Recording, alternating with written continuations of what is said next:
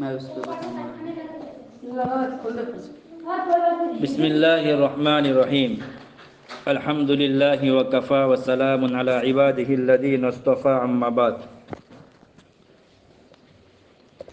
فاعوذ باللہ من الشیطان الرجیم بسم اللہ الرحمن الرحیم وَيَوْمَ يُنْفَخُ فِي الصُّورِ فَفَزِعَ مَنْ فِي السَّمَاوَاتِ وَمَنْ فِي الْأَرْضِ إِلَّا مَنْ شَاءَ اللَّهُ قَالَ اللَّهُ تَبَارَكَ وَتَعَالَى ثُمَّ نُفِخَ فِيهِ أُخْرَى فَإِذَا هُمْ قِيَامٌ يَنْظُرُونَ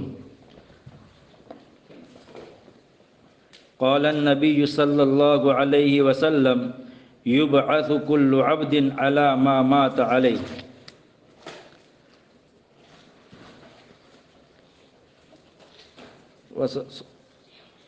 صدق الله العظيم وصدق رسوله النبي الكريم ونحن على ذلك لمن الشاهدين والشاكرين والحمد لله رب العالمين۔ آج کا ہمارا موضوع ہے سفر نامہ آخرت۔ کیا ہے؟ آخرت کا سفر، جنت یا جہنم کی طرف آپ کا راستہ، جنت یا جہنم کی طرف آپ کا راستہ۔ دیکھو، اللہ تعالیٰ نے انسان کو دنیا میں بھیجا ہے جس مقصد کے لیے، اس مقصد پر ہمیں چلنا ہے، اور بہت مختصر سی زندگی لے کر اللہ نے دنیا کے اندر بھیجا ہے،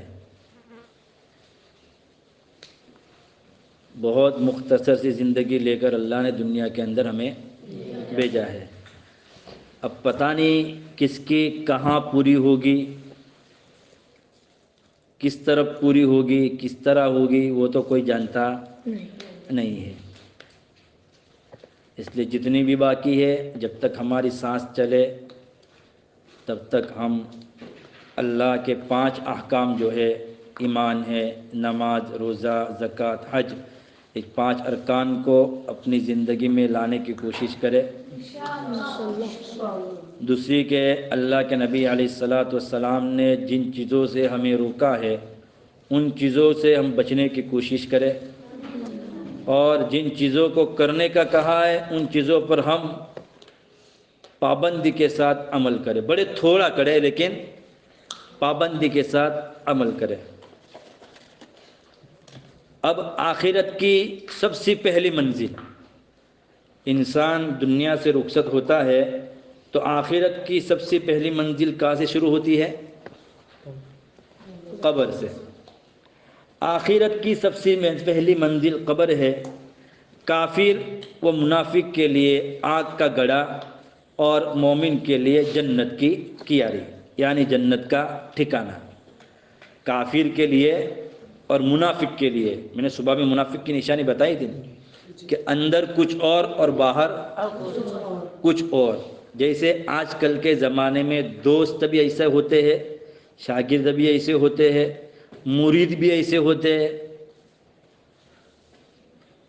جیسے ہمارے مولانا شیخ یونس صاحب سہارنپوری رحمۃ اللہ علیہ، بہت یعنی محدث کبیر ان کو کہا جاتا تھا، سہارنپور کے شیخ۔ انہوں نے شادی نہیں کی تھی، بہت زبردست حدیث کے جاننے والے تھے شیخ یونس صاحب سہارنپوری رحمۃ اللہ علیہ۔ ان پر جو جادو کیا تھا، کس نے کیا تھا؟ ان کے شاگردوں نے کیا تھا۔ کس نے کیا تھا؟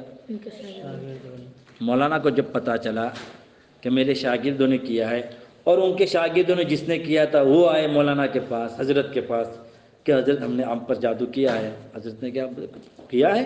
وہ میں بھی جانتا ہوں، کیونکہ اللہ والے تھے، اللہ نے ڈائریکٹ الہام ڈال دیا، تو کسی پر بھروسہ نہیں کیا ہے۔ جو یوں کہ میں آپ کا خاص دوست ہوں، وہی پیچھے سے چھرا مارتا ہے۔ کیا کرتا ہے؟ سامنے بیٹھ کر ہاں کہتا ہے، پیچھے جا کے چھرا مارتا ہے، یعنی پیٹھ پیچھے ہماری برائیاں بدگمانیاں سب کرتے ہیں، کیونکہ یہ اللہ والوں کے ساتھ یہ ہوا ہے، ہم تو ان کے مقابلے میں کچھ نہیں ہے۔ پھر ایک بہت بڑے عالم گزرے ہیں، ان کا نام میں نہیں لوں گا، کہ ان کے ساتھ جو رہنے والے تھے سفر میں، ان کے ساتھ سفر میں جو رہنے والے تھے، ان پر انہوں نے جادو کیا تھا۔ کہاں پر بیٹھ کر؟ دلی کے ریلوے اسٹیشن پر پلیٹ فارم نمبر 7 کے ساتھ بتایا تھا وہ عامل نے، ایک عامل تھا، اس کو بتایا مولانا نے، تو انہوں نے بتایا کہ اس پلیٹ فارم پر اس سیٹ پر بیٹھ کر تمہارے ساتھ رہنے والے تمہارے ساتھی نے تمہارے پر جادو کیا ہے، وہ بھی اللہ والے، آج بھی حیات ہے۔ کیونکہ آج سب سے بڑے جادو وغیرہ کا جو اثر ہے نا، باہر کا کوئی نہیں کرتا۔ تم جہاں پر بھی چلے جاؤ، باہر کا کوئی انسان نہیں ملے گا، خاندان کا ملے گا۔ کہاں کا ملے گا؟ خاندان کا، کیونکہ وہ پوری کنڈلی جانتا ہے، پوری کنڈلی جانتا ہے۔ اس کا نام اسلام ہے، اس کا نام شفیق ہے، اس کا باپ کا نام یہ ہے، دادا کا نام یہ ہے، پردادا کا نام یہ ہے، اس کے امی کا، پوری کنڈلی جانتا ہے۔ پھر اس کے بعد اس نام پر وہ کرتا ہے۔ اس لیے اکثر بزرگوں کا کہنا یہ ہے، علماء کا کہنا یہ ہے کہ واٹس ایپ پر، فیس بک پر اپنے فوٹو نہ رکھا کرو، کیونکہ تصویروں کے ذریعے جادو کیا جاتا ہے۔ کس سے ہوتا ہے؟ تصویروں پر جادو ہوتا ہے۔ ہم فیس بک چلاتے، واٹس ایپ چلاتے، سب کچھ چلاتا ہوں میں، لیکن میرے آج تک کوئی تصویر فیس بک پر نہیں ہے، واٹس ایپ پر بھی نہیں ہے، شروع سے۔ اس پر بھی لوگ جادو کرتے ہیں۔ کسی لڑکی کا فوٹو ہے فیس بک پر، اس کو اسکرین شاٹ کیا، جب اس پر فوٹو ہو تو اس کا نام بھی نیچے ہوگا، اس کو کلک کریں گے تو اس کی جنم تاریخ بھی نیچے ہوگی، پھر اسی حساب سے وہ اس پر جیسے چھپ کر کالے دھاگے لاتے ہو، اس طریقے سے۔ ہاں، آخرت کی سب سے پہلی منزل قبر ہے، آخرت کی سب سے پہلی منزل قبر ہے۔ کافر اور منافق کے لیے آگ کا گڑھا ہے، اس لیے ہم منافق نہ بنیں۔ مجھے ایک مرتبہ ایک جگہ بلایا گیا تھا، کچھ مذاکرہ ہوا، تو میں نے ان سے کہہ دیا تھا کہ بھئی یہ امتحان لینے والے جو آتے ہیں لوگ منافق کی طرح کام کرتے ہیں، منافق کی طرح کام کرتے ہیں، کیونکہ یہاں لکھتے ہیں ماشاءاللہ ممتحن مدرس کی محنت بہت اچھی ہے، بچوں نے بہت اچھا قرآن سنایا ہے، تجوید کے ساتھ سنایا ہے، اور نمبرات بھی ماشاءاللہ 50 51 50 49 50 51 نمبرات دیے ہیں، یا پوری کیفیت اچھی لکھی ہے، اور وہاں جا کے کہتے ہیں کہ مولانا کی کیفیت اچھی لکھی ہے میں نے، لیکن مولانا کی محنت نہیں ہے، تو یہ کیا ہوا؟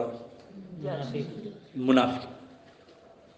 یہ حرکت کیا ہوئی؟ منافقانہ حرکت ہوئی، لکھا کچھ اور بولا، لکھا کچھ اور بولا کچھ اور، یہ منافقانہ حرکت ہوئی۔ جیسے اللہ کے نبی کے زمانے میں منافق کیا کہتے ہیں؟ ہم تو مسلمان ہیں، اللہ کے نبی نے کہا جہاد میں جب تلواریں نکلتی تھی تو ان کا پاخانہ نکل جاتا تھا پیچھے سے، اللہ کے نبی پیچھے مڑ کے دیکھتے تو کوئی نہیں تھا، سب بھاگ جاتے تھے، کیونکہ کافر کے اندر ہمت نہیں ہوتی لڑنے کی، اس لیے۔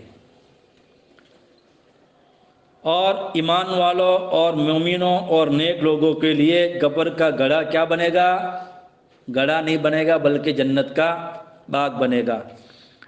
بعض گناہوں پر صراحت کے ساتھ، وضاحت کے ساتھ قبر میں عذاب کا ذکر ہے، بعض گناہوں پر صراحت کے ساتھ قبر میں عذاب کا ذکر ہے، جیسے پیشاب سے نہ بچنا، پیشاب سے نہ بچنا۔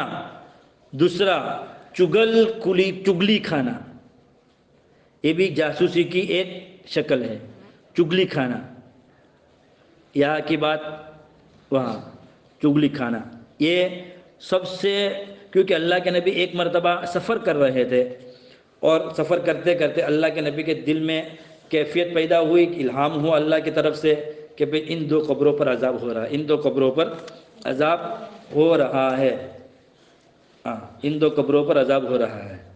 تو اللہ کے نبی نے کیا کہا کہ اللہ کے نبی نے ایک درخت کی ڈالی توڑی، اس کے 2 حصے کیے اور دونوں قبروں پر لگا دیے، دونوں قبروں پر لگا دیے۔ آج بھی وہ سلسلہ کئی جگہوں پر چلتا ہے کہ درخت لگا دیتے ہیں کہ جب تک یہ ہرے پتے رہیں گے تب تک تسبیح پڑتی رہے گی، اس کی مغفرت ہوتی رہے گی۔ وہ اللہ کے نبی نے درخت لگایا تھا اس لیے کہ ان کا عذاب ہلکا ہو جاوے، اس لیے لگایا تھا۔ اسی کو دیکھ کر لوگوں نے چادریں چڑھانا چالو کر دیا، یہ چلو کہ ہمیں کمبل اڑاتے چلے۔ تیسرا مال غنیمت سے چوری کرنا، یعنی مال غنیمت سے چوری کرنا اس کا مطلب کیا کہ جنگ کے اندر سے، لڑائی کے بعد جو قوم کے پاس، دوسرے لوگوں کے پاس، سامنے والوں کے پاس سے جو مال آتا ہے وہ مال میں سے چوری کرنا۔ جھوٹ بولنا، جھوٹ بولنا، نماز کے وقت سوئے رہنا، یہ قبر کے عذاب میں سے دیکھنا۔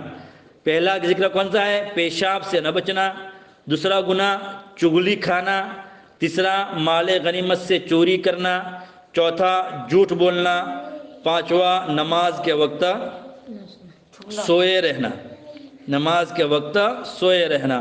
قرآن کو پسے پشت ڈال دینا، قرآن کو پسے پشت ڈال دینا یعنی قرآن کی تلاوت بالکل نہ کرنا۔ کتنا ہوا؟ چھٹا ہوا نا۔ ساتواں زنا کرنا، زنا یعنی پرائی عورت کے ساتھ اپنی خواہشات پوری کرنا، اس کا نام زنا ہے۔ ساتواں کہ آٹھواں لواطت، جو میں نے صبح میں واقعہ سنایا تھا قوم لوط کے بارے میں، صبح میں جو پڑھ کے سنا اس کے بارے میں بھی۔ یہ تمام گناہ ایسے ہیں جن کا قبر میں عذاب ہو کر ہی رہے گا۔ اور آگے قرض لے کر واپس نہ کرنا، قرض لیا اور واپس نہ کرنے والا بھی اس میں شامل ہے۔ یہ تمام گناہ عذاب قبر میں ہیں، بھلے وہ کیسا بھی ہو، لیکن ان کا عذاب تو قبر میں اس کو ملے گا۔ بعض اعمال جو عذاب قبر سے نجات کا سبب ہے، جو عذاب قبر سے نجات کا سبب ہے، عذاب قبر سے بچاتے ہیں، اس کے بارے میں ہے۔ خلوص کے کیے گئے نیک اعمال، اخلاص کے ساتھ، کوئی نہیں دیکھتا، اللہ کے لیے کیا ہوا نیک اعمال۔ عذاب قبر سے پناہ مانگنا، اللہم انی اعوذ بک من عذاب القبر، اللہم انی اعوذ بک من عذاب القبر، عذاب قبر سے پناہ مانگنا۔ سورہ ملک کی تلاوت کرنا، سورہ ملک کی تلاوت کرنا، تبارک الذی بیدہ الملک وہو علی کل شیء قدیر۔ یہ سورت یوں کہتی ہے کہ جو بندہ موت تک میری تلاوت کرتا ہے اور وہ مر جاتا ہے تو میں اور فرشتے جو سوال کرنے والے آتے ہیں، منکر نکیر، ان دونوں کے درمیان میں کیا بن جاتا ہوں؟ آڑ بن جاتی ہوں کہ جاؤ اللہ سے کہو یا تو مجھے قرآن میں سے نکالو یعنی میری شفاعت، مجھے قرآن میں سے ہٹا دو یعنی میری سفارش قبول کرو اس بندے کے بارے میں۔ یہ جھگڑتی ہے بندے کے لیے، کس سے جھگڑتی ہے؟ اللہ سے جھگڑتی ہے، اس کی پابندی۔ عذاب قبر سے محفوظ رہنے والے لوگ یہ ہے: شہید، سرحدوں پر پہرے دار، جمعہ کے دن وفات پانے والا، پیٹ کے مرض میں مرنے والا وغیرہ۔ سور ایک عظیم یعنی قرآن قرن، سور ایک عظیم قرن یعنی سینگ اور بغل ہے، جیسے اسرافیل اپنے منہ میں رکھے ہوئے ہے۔ ایک سینگ جیسا ہے، سینگ آتا ہے، سینگ جیسا لے کے بیٹھے، تیار بیٹھے ہیں، کون؟ اسرافیل علیہ السلام، سور پھونکنے کے لیے رکھے ہوئے انتظار میں ہے کہ کب اس میں پھونک مارنے کا حکم ہوتا ہے۔ کس کی طرف سے؟ اللہ کی طرف سے۔ سور میں دوبارہ پھونک ماری جائے گی، نفخہ فزع یعنی گھبراہٹ کی پھونک، اور اللہ تعالیٰ کا فرمان ہے جو میں نے آیت پڑھی، وَيَوْمَ يُنفَخُ فِي الصُّورِ فَفَزِعَ مَنْ فِي السَّمَاوَاتِ وَمَنْ فِي الْأَرْضِ إِلَّا مَنْ شَاءَ اللَّهُ۔ اور جس دن سور پھونک دیا جائے گا پس آسمانوں اور زمین والے سب بے ہوش ہو کر گر پڑیں گے مگر جسے اللہ چاہے۔ جس کو اللہ چاہے ان کا دل بے ہوش نہیں ہوگا، جسے اللہ چاہے اس کو اللہ بچا لے گا۔ اس نفخہ کے بعد ساری کائنات تہس نہس ہو جائے گی، پھر 40 سال کے بعد دوبارہ سور پھونکا جائے گا۔ کتنے سال کے بعد؟ 40 سال کے بعد دوبارہ سور پھونکا جائے گا، جسے نفخہ بعث کہا جاتا ہے۔ اللہ تعالیٰ کا فرمان ہے، ثم نفخ فیہ اخری فاذا ہم قیام ینظرون۔ پھر دوبارہ سور پھونکا جائے گا، پس وہ ایک دم کھڑے ہو کر دیکھنے لگ جائیں گے، پس وہ ایک دم کھڑے ہو کر دیکھنے لگ جائیں گے۔ پھر اللہ تعالیٰ ایک ایسی بارش نازل فرمائے گا، کیسی؟ ایسی بارش نازل فرمائے گا جس کے اثر سے ریڑھ کی ہڈی، یہ پیچھے والی جو ہڈی ہے ہماری، اس کو ریڑھ کی ہڈی بولتے ہیں. کیا بولتے ہیں؟ ریڑھ کی ہڈی. ریڑھ کی ہڈی کے آخری حصے سے تمام اجسام اگنے شروع ہو جائیں گے. یہ ریڑھ کی ہڈی جو ہے اس سے جسم بننا شروع ہو جائے گا. آہستہ آہستہ انتڑیاں لگے گی، ہاتھ جڑیں گے، وہاں سے پورا جسم، اس انسان کا ڈھانچہ بننا شروع ہو جائے گا، شروع ہوں گے. چنانچہ وہ ایک ایسی نئی تخلیق ہوگی کہ اس کے بعد لوگوں کو موت نہیں آئے گی. اس کے بعد لوگوں کو موت نہیں آئے گی. لوگ ننگے بدن ہوں گے، ننگے پاؤں ہوں گے، بغیر ختنے کے ہوں گے. جنوں اور فرشتوں کو دیکھیں گے، جنات و فرشتوں کو بھی دیکھیں گے. اپنے اپنے اعمال کے مطابق اٹھائے جائیں گے. چنانچہ حالت احرام میں وفات پانے والا تلبیہ پڑھتے ہوئے، احرام کی حالت میں وفات پانے والا تلبیہ ایسے لبیک اللہم ربیک کے پڑھتا ہوا اٹھا جائے گا. شہید کا خون، جو شہید ہوا اللہ کے راستے میں، اس کا خون بہ رہا ہوگا. اور غافل حالت غفلت میں اٹھایا جائے گا. اللہ کے رسول صلی اللہ علیہ وسلم کا فرمان ہے، یبعث کل عبد علی ما مات علیہ، ہر شخص اس حال یا اس عمل پر اٹھایا جائے گا جس پر اس موت پر واقع ہوئی ہو. جس حالت میں اس کی موت آئی ہو اسی حالت میں وہ حشر کے دن اٹھایا جائے گا. پھر اللہ تبارک تعالیٰ تمام مخلوق کو حساب کے لیے ایک ایسے دن میں جمع کرے گا جس کی مقدار 50,000 سال کے برابر ہوگی. ایک دن کی مقدار کتنی؟ 50,000 سال کے برابر ہوگی. حالت یہ ہوگی کہ لوگ مدہوش ہوں گے، گھبراہٹ والے ہوں گے، اور ایسا محسوس کریں گے کہ دنیا میں ان کا رہنا صرف 1 گھنٹے کے لیے تھا. کیا محسوس کریں گے؟ دنیا میں صرف ان کا رہنا 1 گھنٹے کے لیے تھا، ایسا محسوس کریں گے. سورج ان کے قریب 1 میل کے اوپر دوری ہوگی، دوری پر لایا جائے گا. اپنے اپنے اعمال کے مطابق لوگ اپنے پسینوں میں ڈوبے ہوئے ہوں گے. سورج نیچے آ جائے گا تو تیزی کے ساتھ گرمی کی وجہ پسینہ نکلے گا، اور اتنا نکلے گا جیسے اعمال ہوں گے، جیسے گناہ ہوں گے، اسی حساب سے انسان پسینوں میں ڈوبا ہوا ہوگا. اللہ حفاظت فرمائے. کمزور لوگوں کو اور اہل کبر نخوت کا گروپ آپس میں جھگڑے گا.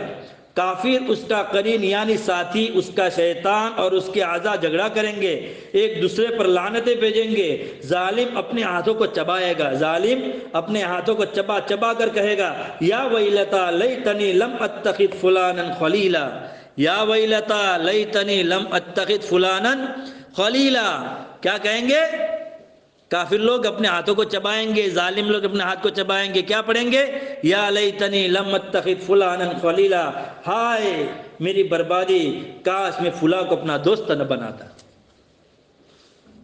قرآن کہہ رہا ہے. میں شروع سے کہتا تھا نا، مدرسے کی دوستی زہر قاتل ہے. مدرسے کی دوستی زہر قاتل ہے، کیونکہ انسان دیکھ کر دوست بناتا ہے. جو غلط رہبری کرتا ہے اس کے بارے میں ہے. ظالم اپنے ہاتھوں کو چبا کر یوں کہے گا، یا ویلتا لیتنی لم اتخذ فلانا خلیلا. خلیل معنی دوست، جیسے ابراہیم خلیل اللہ، اللہ کا دوست تھا. ابراہیم اللہ کے دوست تھے، نام خلیل اللہ رکھا. وہ یوں کہے گا دل سے، ہائے بربادی، ہائے میری بربادی، کاش میں فلاں کو اپنا دوست نہ بناتا. سورہ فرقان میں 28 نمبر کی آیت ہے. اس دن جہنم کو 70,000، کتنے؟ 70,000 لگاموں سے کھینچا جا رہا ہوگا. اور ایک لگام کو، جہنم کو کتنے لگاموں سے؟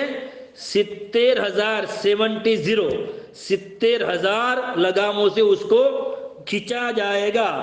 اور ہر لگام کو 70,000 فرشتے پکڑے ہوئے ہوں گے. تو کتنے ہزار فرشتے ہوئے؟ حساب لگاؤ. ہاں، 70,000 لگام ہے، اور ہر لگام میں 70,000 فرشتے اور کھینچیں گے. چنانچہ جب کافر اسے دیکھے گا تو چاہے گا اپنی طرف سے، یوں کہے گا، فدیہ پیش کر کے چھٹکارا لے لے گا، یا پھر خاک ہو جائے. رہی گنہگاروں کی کیفیت تو زکوٰۃ نہ دینے والوں کو ان کے اعمال سے آگ کی تختیاں بنا کر ان کے جسم کو ڈاگا جائے گا۔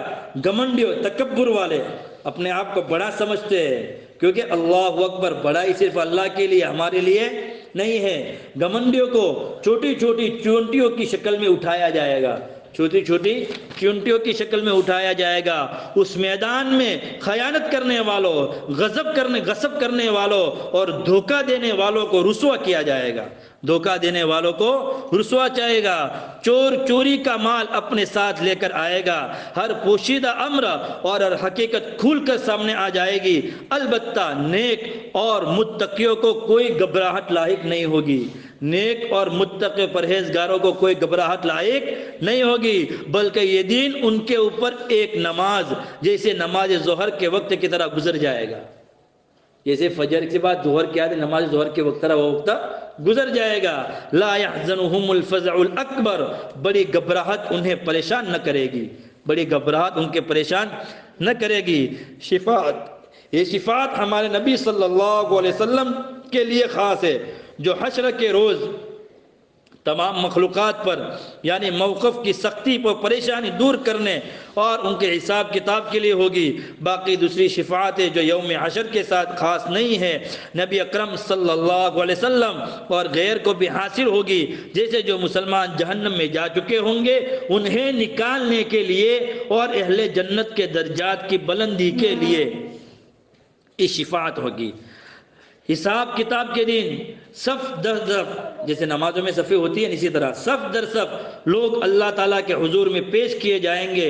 چنانچہ اللہ تعالیٰ ان کے اعمال پر انہیں مطلع کرے گا، ان کے اعمال پر انہیں مطلع کرے گا، اطلاع کرے گا، بھئی تم نے یہ اعمال کیے تھے، تم نے یہ اعمال کیے تھے، اور ان سے متعلق سوال کیا جائے گا، اس طرح کہ تم نے عمر، جوانی، مال، علم، عہدہ، پیمان، ان کے بارے میں سوال کرے گا۔ اتنا سارا میں نے تم کو دیا تھا، جوانی کہاں برباد کی، عمر کہاں برباد کیا، مال کہاں لگایا، علم کا کیا ہوا، لوگوں تک پہنچایا نہیں پہنچایا، عہد و پیمان دیا تھا، پیغام دیا تھا، لوگوں نے ان سے فائدہ پہنچایا کہ نہیں پہنچایا، اس کے متعلق سوال ہوگا۔ نیز دنیاوی نعمتوں کو آنکھ، کان اور دل کے متعلق بھی سوال کیا جائے گا، جیسے الیوم نختم علی افواہہم وتکلمنا ایدیہم وتشہد ارجلہم بما کانوا یکسبون، یہ ہمارے ہاتھیں، آنکھیں سب پورے بولے گی، زبان کے علاوہ سب بولیں گے، ان کے بارے میں سوال کیا جائے گا۔ کافروں اور منافقوں کا حساب ساری مخلوقات کے سامنے اس لیے ہوگا کہ اللہ تعالیٰ انہیں پھٹکارے، ذلیل کرے اور ان پر حجت قائم کرے، اور ان کے خلاف لوگ زمین، دن رات، مال، اسباب، فرشتے اور اعضائے جسم گواہی دیں گے، تاکہ ان کے جرائم ثابت ہو اور وہ اپنے جرائم، ان کے جرم ثابت ہو اور وہ اپنے جرائم یا اپنے جرم کا اقرار کرے، یعنی برخلاف ان کے کہ مومن سے اللہ تبارک تعالیٰ تنہائی میں ملے گا۔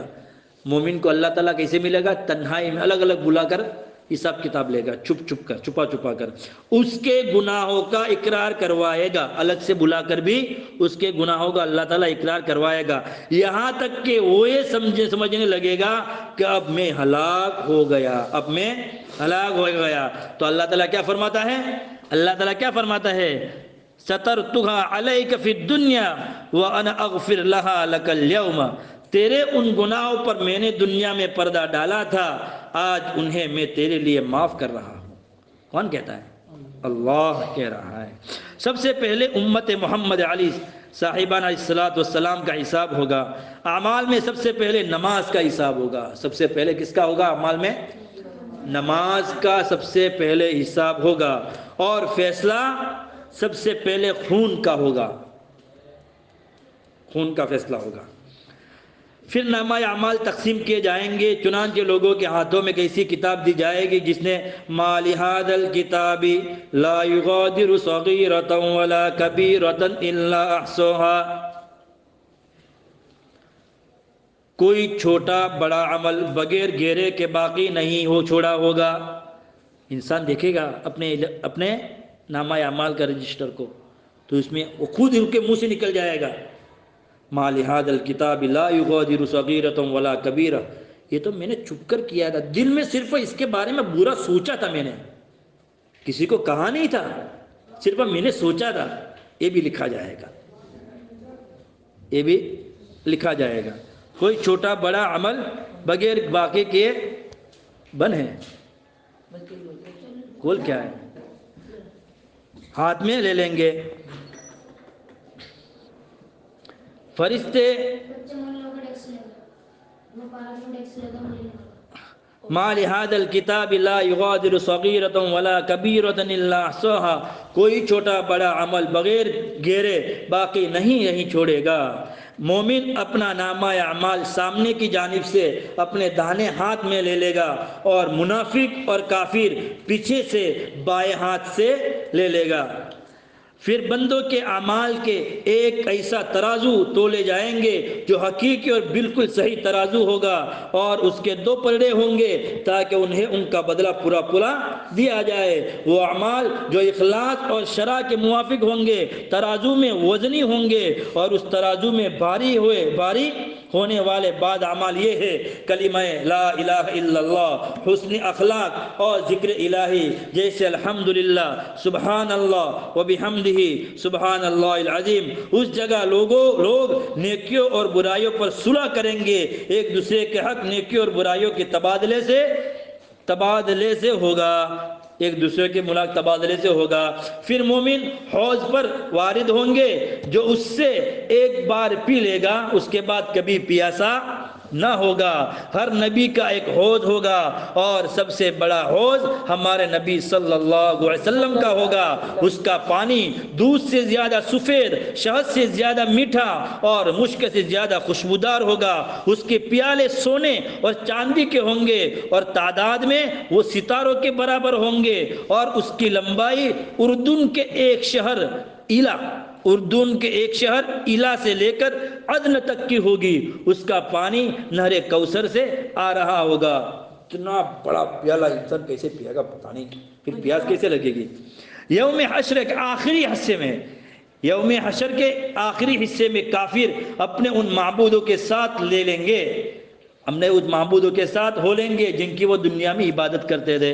لوگ قبروں کی کرتے تھے، کوئی پتھر کی کرتا ہے، کوئی سورج کی کرتا ہے، کوئی آگ کی کرتا ہے، ہر ایک کی پوجا کرتا ہے، تو اپنے معبودوں کے ساتھ ہو لیں گے جہنم میں۔ جب عبادت کرتے تھے جو انہیں جانوروں کے ریوڑوں کی طرح اپنے پیروں کے بل یا اپنے منہ کے بل جماعت در جماعت جہنم تک پہنچا دیں گے۔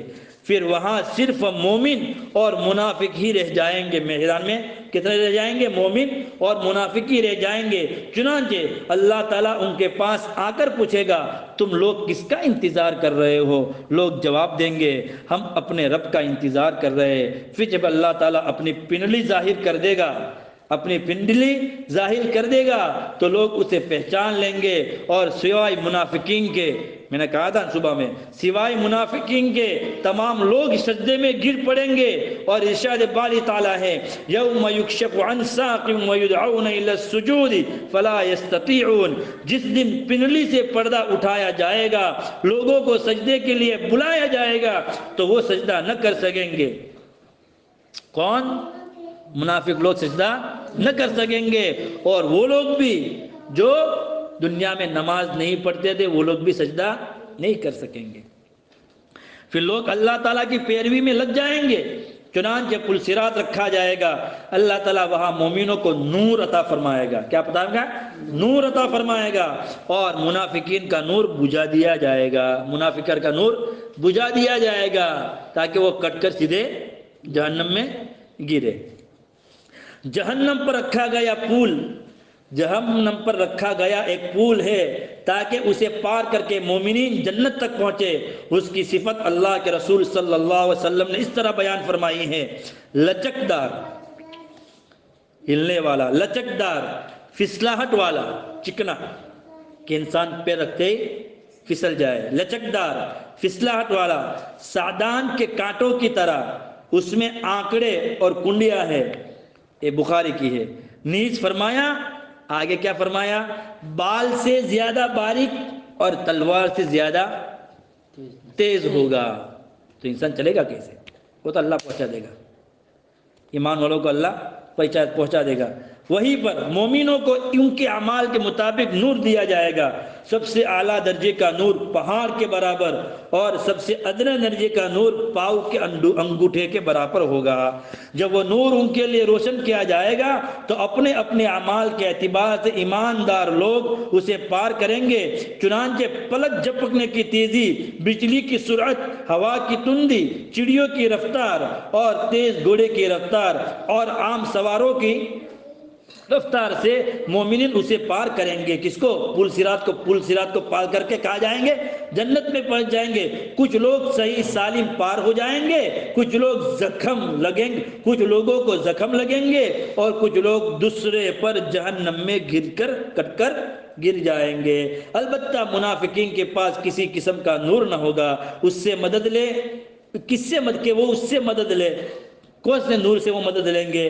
پھر وہ لوٹ جائیں گے۔ اچانک ان کے اور مومنین کے درمیان ایک دیوار حائل کر دی جائے گی، پھر وہ پل صراط پار کرنا چاہیں گے لیکن آگ میں گرتے جائیں گے۔ اللہ پوری امت کی حفاظت فرمائے، آمین۔ جہنم میں سب سے پہلے کافر داخل ہوں گے، پھر گنہگار مسلمان، اس کے بعد منافقین۔ جہنم کے 7 دروازے ہیں۔ کتنے؟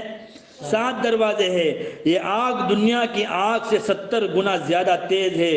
اس میں کافر کے وجود کو بڑا کر دیا جائے گا، کافر کے جسم کو بڑا کر دیا جائے گا۔ وہ عذاب کا خوب مزہ چکھے، چنانچہ اس کے 2 کندھوں کے درمیان کا فاصلہ 3 دن کی مسافت کا ہوگا۔ اتنا چوڑا کر دیا جائے گا اس کو کہ یہاں سے چلے گا تو یہاں تک پہنچنے میں کتنے دن ہوں گے؟ 3 دن ہوں گے۔ اس کی ڈاڑھ احد پہاڑ کے برابر ہوگی۔ اس کی جلد یعنی اس کی چمڑی کو موٹا کر دیا جائے گا۔ اس کے پینے کے لیے ایسا گرم پانی ہوگا، 500 سال تک پکارے گا، اس کے بعد اس کو پانی پلایا جائے گا۔ وہ بھی کس کا؟ جہنمیوں کا خون اور پیپ پلایا جائے گا۔ کس کو؟ اس جہنمی کو۔ ایسا گرم پانی ہوگا کہ اس کی انتڑیوں کو کاٹ کر رکھ دے گا۔ ان کے کھانے کے لیے زقوم، ان شجرۃ الزقوم قرآن میں ہے، غسلین اور پیپ ہوگا۔ پیپ، جہنمیوں کا پیپ۔ سب سے ہلکا عذاب والا جہنمی وہ ہوگا جس کے پاؤں کے نیچے 2 انگارے رکھ دیے جائیں گے، جس سے اس کا دماغ کھولے گا۔ جہنم کی گہرائی اس قدر ہے کہ اگر اس میں کوئی نومولود بچہ ڈال دیا جائے، دنیا میں جو بچہ پیدا ہوا فوراً اس کو جہنم میں ڈال دیا جائے تو وہاں جاتے وہ 70 سال کا ہو جائے گا۔ اتنی جہنم گہری ہے۔ وہاں جاتے کتنے سال کا ہو جائے گا؟ 70 سال کا بوڑھا ہو جائے گا، اتنے گہرے کہتے ہیں۔ نومولود بچہ ڈال دیا جائے تو اس کی تہ تک پہنچنے سے قبل اس کی عمر 70 سال ہو جائے گی۔ اس کا ایندھن، کس کا؟ جہنم کا ایندھن یا لکڑی کو بولتے ہیں۔ جہنم کا ایندھن کفار اور پتھر ہوں گے۔ اس کی ہوا سخت گرم لو کی طرح ہوگی، اس کا سایہ سیاہ دھواں ہوگا۔ وہ ہر چیز کو چٹ کر جائے گا، نہ باقی رکھے گا اور نہ چھوڑے گی۔ جلد کو جلا کر ہڈیوں تک پہنچائے جائے گی، دلوں تک چڑھتی چلی جائے گی۔ بہت غصے میں چنگاڑ مار رہی ہوگی۔ 1000 لوگوں میں سے 999 افراد اداس میں، 99 افراد اس میں جائیں گے۔ 1000 لوگوں میں سے 99 افراد اس میں جائیں گے۔ جہنم میں پہننے کا لباس آگ ہوگا، جلدوں کا جل جانا اور سکڑ جانا، چہرے جل جانا اور جلس جانا، اس میں گھسیٹا جانا اور چہرے کا کالا ہونا، یہ سب جہنم کے مختلف قسم کے عذاب ہے۔ اللہ کے رسول صلی اللہ علیہ وسلم کا فرمان ہے، جب ایمان والے کو جہنم سے چھٹکارا مل جائے گا تو جنت اور جہنم کے بیچ میں ایک قنطرہ یعنی چھوٹے پل پر انہیں روک لیا جائے گا، ان سے اس مظالم کا بدلہ لیا جائے گا جو ان کے درمیان دنیا میں تھے، یہاں تک کہ جب وہ بالکل پاک صاف ہو جائے گا تو انہیں جنت میں داخلے کی اجازت ہوگی۔ اس ذات کی قسم جس کے ہاتھ میں محمد صلی اللہ علیہ وسلم کی جان ہے، جنتی جنت میں اپنی منزل کے راستے کو اپنی دنیا کی منزل سے زیادہ پہچانتا ہوگا۔ جب مومنوں کا ٹھکانہ ہے جنت مومنوں کا ٹھکانہ ہے، اس کی اینٹیں سونے اور چاندی کی ہیں، اس کا گارا مشک یا سیمنٹ لگاتے ہیں نا دو اینٹوں کے بیچ میں، وہاں ایک اینٹ سونے کی ایک اینٹ چاندی کی، دونوں کے درمیان کیا لگایا جائے گا؟ مشک کا ہے، اس کے سنگریزے موتی اور یاقوت کے ہیں، اس کی مٹی زعفران ہے، جنت کے 8 دروازے ہیں، اس کے ایک دروازے کی چوڑائی 3 دن کی مسافت ہے، لیکن اس کے باوجود وہ بھیڑ سے تنگ پڑ جائیں گے، بھیڑ اتنی ہوگی کہ دروازے بھی تنگ پڑیں گے، حالانکہ 3 دن تک چلے اتنے چوڑائی ہوگی، لیکن بھیڑ کی وجہ سے تنگ پڑ جائیں گے۔ اس کے 100 درجے ہیں، ایک درجے اور دوسرے درجے کے درمیان آسمان و زمین کا بیچ کا فاصلہ ہے۔ جنت کا سب سے اعلیٰ مقام جب مقام فردوس ہے، وہیں سے جنت کی نہریں جاری ہوتی ہے، اور اس کی چھت عرش الہی ہے، اس کی نہریں بغیر کھندق کے بہہ رہی ہے، مومن جس طرح چاہے گا اس کو بہا لے جائے گا، اس کی نہریں دودھ، پانی، شراب اور شہد کی ہے، اس کے پھل ہمیشہ رہنے والے ہیں، قریب تر اور نیچے کی طرف لٹکے ہوئے ہیں، اور جنت میں ایک ایسا موتی کا خیمہ ہے جس کا عرض 60 میل ہے، اس کے ہر زاویے میں جنتی کے اہل خانہ ہیں، جنتی کے جسم پر بال نہیں ہوں گے، چہرے پر سرمگی آنکھیں ہوگی، یعنی سرما لگایا ہوا آنکھیں ہوگی، سرمگی آنکھیں ہوگی، نہ ان کی جوانی ختم ہوگی، نہ ان کے کپڑے پرانے ہوں گے، جنت میں نہ پیشاب پاخانہ کی حاجت ہوگی، نہ کوئی اور گندگی ہوگی، ان کی کنگیاں سونے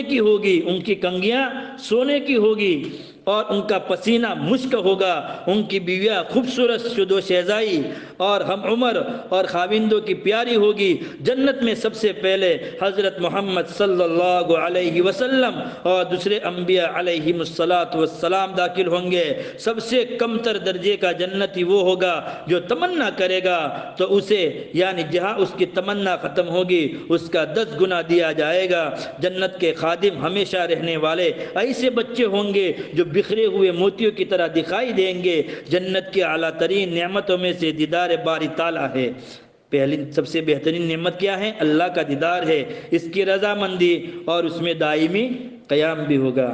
اللہ تعالی ہمیں جہنم کے عذابات سے بچائے، اور جہنم کے عذابات جن کاموں کی وجہ سے ہوتا ہے، جن اعمال کی وجہ سے ہوتا ہے، ان اعمال سے ہمیں بچنے کی توفیق عطا فرمائے، اور ایسے اعمال کرنے کی توفیق عطا فرمائے جس سے ہم جنت کے حقدار بن جائے، جنت کے نہروں کے حقدار بن جائے، صراط پر سے بجلی کی طرح پار ہو جائے، اور ہمارے لیے ہمارے اعمال نور بن کر ہمیں جنت تک پہنچا دے، اور اللہ کی نبی صلی اللہ علیہ وسلم کے دستے مبارک سے ہمیں حوض کوثر پینا نصیب ہو جائے۔ دعا کرے اور روزانہ سورہ ملک کی یعنی تبارک الذی کی تلاوت کا عادی بنائے، وہ حشر کے میدان میں بلکہ قبر کے اندر ہمارے ساتھ ہمارے بارے میں جھگڑا کرے گی، ہمیں بچائے گی۔